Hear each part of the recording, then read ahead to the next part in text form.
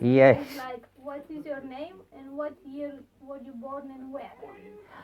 My name is David Dumbrell and I was born in Maidstone in 1938. Can you please tell me a memory that always makes you smile? Oh, now that's a difficult one. I'm fairly easily pleased, so I suppose when I see my grandson, I suppose this is as good a time as any for a good smile, yes. How many And my job, only one. What is your first most vivid memory?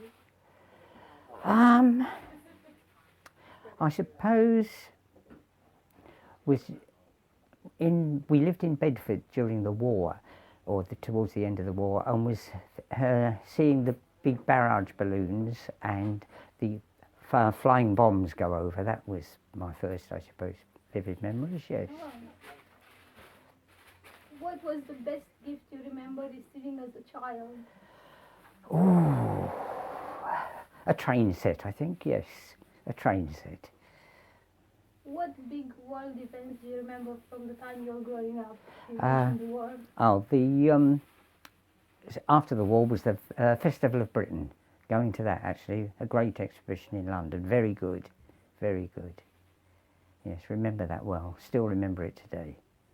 Can you describe a little bit? Well, it was the first, I suppose, of the modern technology on display at that time. Actually, there was a man called Emmett that I remember really well that had sort of a contraption that didn't make sense, but was very pleasing to look at and see, and working, and it was a working model. Very big it was, and yes, that's as good as I can say. I was going to ask you what other inventions were you impressed by? Well, that was one, I suppose. After that, I can't say much until, I suppose, we had the hovercraft. It was one of the big inventions that I was quite pleased to see and looked at. Yes. What's different about growing up today from when you were growing up? Well, I suppose because modern technology has made such a difference today. I mean, where we used to climb trees and spend time outside, now it's not like that anymore. It doesn't seem to be. Everybody seems to be wanting electronic toys and that's it, actually. So yes, it's entirely different, but outside in nowadays, yes, playing games and I said climbing trees, which is almost against the law now, so there we are. I hope not. Yeah. What's your favorite book and why? And same, what's your favorite movie and why? Or at least one that made a great impact on you. How to choose a book. The Biggles stories that was by W.E. Johns. They were the only books I ever really read, I think, when I was young, and I enjoyed those. And as for favourite films, I don't think I've got one. Really? Yes. Well, apart from James Bond, I rather like the modern James Bond, but other than that, no films at all. What's your favourite James Bond? Goldfinger. What are three people in history you admire most and why? Well, Winston Churchill, obviously, because he was the great politician, and then Margaret Thatcher, and outside that, I suppose, that I think it was Stephen Barnard, the first man to do heart operations. I always remember him well as a great man. That's my three. If you could have 3 wishes, what would they be? Oh my goodness, 3 wishes, I don't know actually. I don't think I could answer that one. I'm quite happy with my life and that was it actually. That's a great answer. Good. What's the most memorable phone call or letter you've ever received? If you can share it with us, of course. Well, yeah, of course. Second one. Yes, yes. I suppose one of the nicest letters I had, because I had to do national service, I was one of the last people to do it, was when I had a phone call. I was out in Aden, as it was in those days, which is now Yemen, of course, and I received a phone call from my parents back home and a card on my 21st birthday, which I didn't expect, so that was as nice as any. What's the best compliment you ever received? Oh, I don't know. I wouldn't say there was any outstanding, but I had lots of, well, how can I put it? Lots of comments on the way I've done my job, and people have been pleased with it, actually. So that's as good as I could say on that. Okay. What scares you? Oh, heights. Yes, don't like heights. Or riding on the back of a motorbike. That's you it. Like James Bond? Yeah, I do, but I wouldn't want to be him. No. What's the one thing you've always wanted but still don't have, if any? When I was young, I always wanted a sports car. I couldn't afford it. When I can afford it, I don't want it anymore. So that's that. What do you think has stayed the same about you throughout life? What do you think has changed? In what? Sorry? What do you think has stayed the same about you throughout life? And what do you think has changed? About wildlife? About your life. Oh, sorry. About you personally. About me.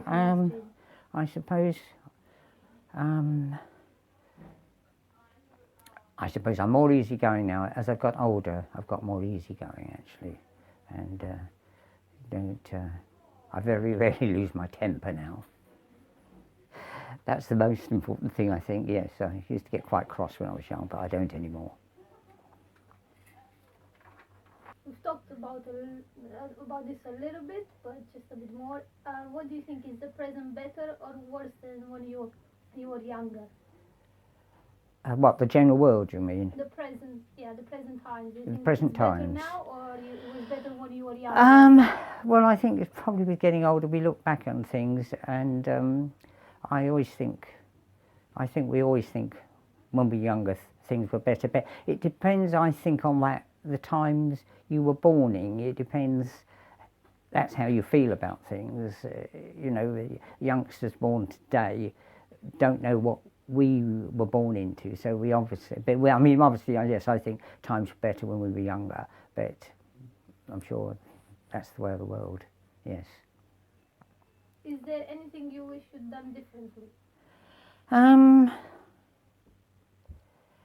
No, not really. Not really, no. No, quite happy with life. Yeah. Thank you. How have your dreams and goals changed through your life? Well, when I was young, I wanted to be a train driver. And obviously I became a greengrocer. So, and that was the life I set upon, and that was the life I made for the best I could for myself. So that's it. A bit of a sad question, maybe. What's the most difficult thing that ever happened to you, and how did you deal with it? I don't think I've had any real great difficulties. I've been very lucky on that respect. I mean, I suppose the most difficult part was losing your parents, but we all know that's going to happen, and you just have to deal with it when it comes along. But I can't say other than that I've had any great difficulties or problems. What have been the most influential experiences in your life? Sorry? What have been the most influential experiences in your life?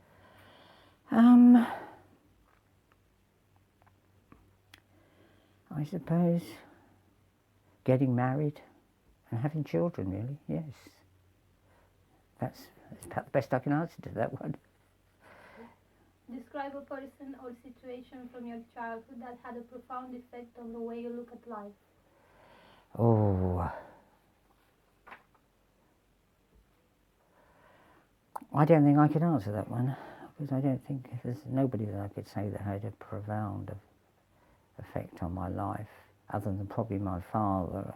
And I always looked up to him and tried to be a good person as he was. So, and I think I am. So. If you were writing the story of your life, how would you divide it into chapters? Well, I would never write a story of my life, and I wouldn't know where to begin. Sorry. What do you know now that you wish you'd known when you were young? To probably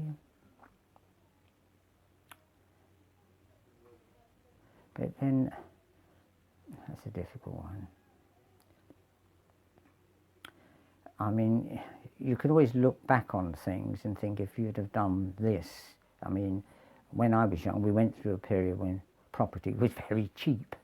And we didn't realise it, but we could have all been multimillionaires today if we'd realised. But you don't realise these things until time has passed, and so it's not an answer that I could really say that I could answer properly. Obviously, I wish I'd bought property when it was very cheap and had the opportunity, but didn't. That's it. Yeah, land is quite expensive. It is now, but it wasn't. No, it was very cheap, actually. I get people who had the money, they took advantage. Exactly, yes. Over time, how have you changed the way you look at life or people? I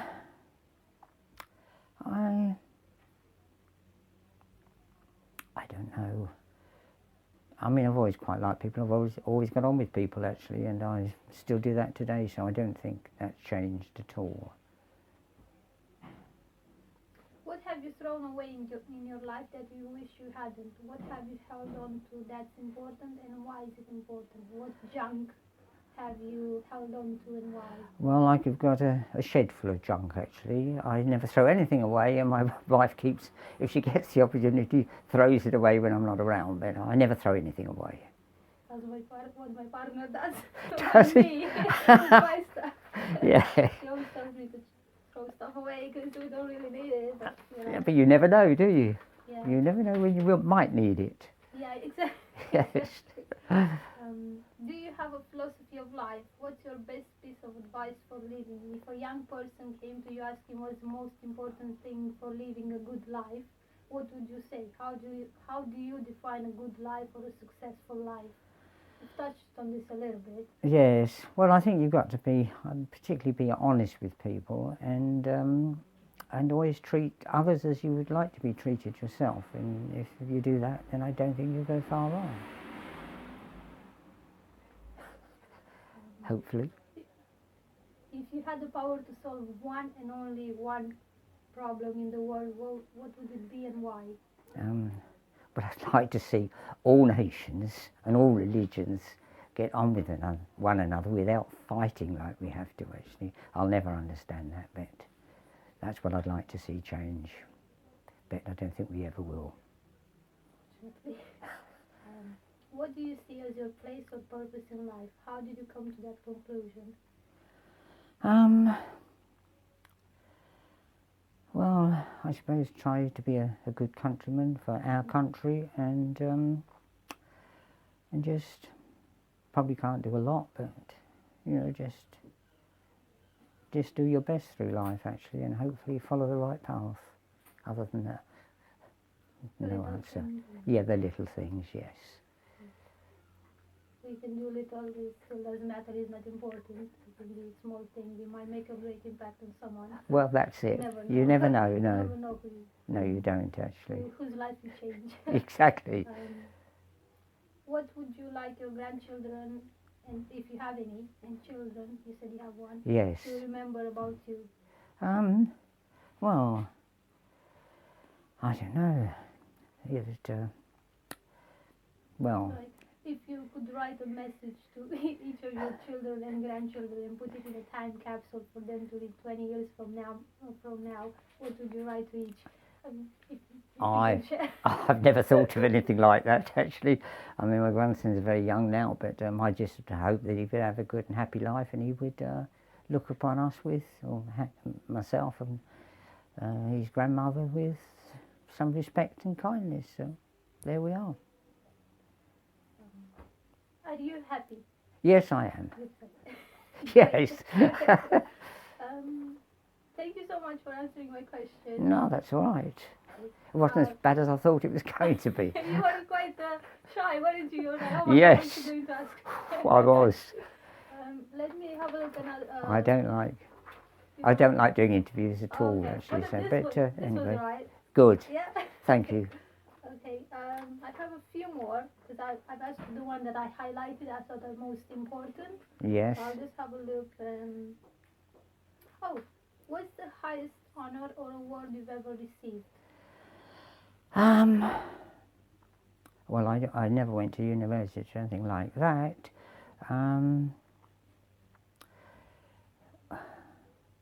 I got a medal for serving in Aden actually, but it was not any particular medal, but Where because did in Aden, I served in Aden with the army, and we all got a medal who worked out there. That's the highest award I've ever had. Yes. Tough. My grandfather was in the army as well. He was. He was a prisoner of the Russians. Oh. Oh, what advice did your grandparents or parents give you that you remember best? Well, my grandparents died when I was very young, so I really can't answer that one actually. I mean, they were very nice and very kind to us actually, but they died when we were very young, so they never got to give us advice on the way to live life. Oh, I'm sorry No, about that. no, that's all right. But it turned out to be good. Yes, thank you. Thank you so much again. That's all right. You're welcome. Bye. Not at all.